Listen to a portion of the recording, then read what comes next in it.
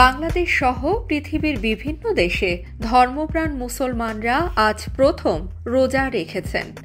সেহরি খেয়ে রোজা শুরু, সারাদিন রোজা পালন করে সন্ধ্যায় ইফতারের মাধ্যমে তা ভঙ্গ।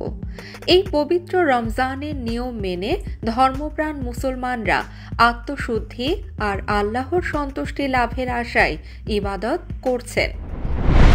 নির্বাচন দেরিতে হলে ষড়যন্ত্র বাড়বে বলে মন্তব্য করেছেন বাংলাদেশ জাতীয়তাবাদী দলের স্থায়ী কমিটির সদস্য সালাউদ্দিন আহমেদ।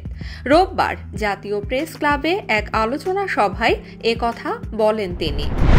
প্রধান নির্বাচন কমিশনার এএম নাসির উদ্দিন বলেছেন, ইতিহাস সাক্ষ্য দেয় ইলেকশন ইঞ্জিনিয়ারিং করে ভোট সন্ত্রাস করে আপাত দৃষ্টিতে জেতা যায়, কিন্তু আখেরে দেশের জন্য দলের জন্যও ভালো হয় না।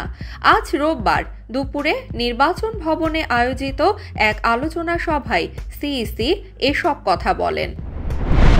পবিত্র রমজান মাসে সরকারি অফিসের সময় নির্ধারণ করা হয়েছে সকাল ৯টা থেকে বেলা ৩:৩০ পর্যন্ত। রোববার বিকেলে বাণিজ্যিক এলাকা মতিঝিল থেকে উত্তরগামী মেট্রো ট্রেনগুলোতে অফিস ফেরত যাত্রীদের উপচে পড়া ভিড় দেখা যায়। কিউদের ২৫০ রানের লক্ষ্য দিল ভারত।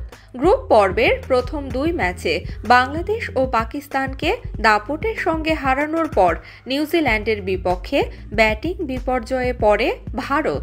৩০ রানে টপ অর্ডারের ৩ ব্যাটার রোহিত শর্মা, শুভমন গিল ও বিরাট কোহলিকে হারায় তারা। সেখান থেকে নিউজিল্যান্ডের বিপক্ষে ৯ উইকেটে ২৪৯ রানের পুঁজি পেয়েছে ভারত।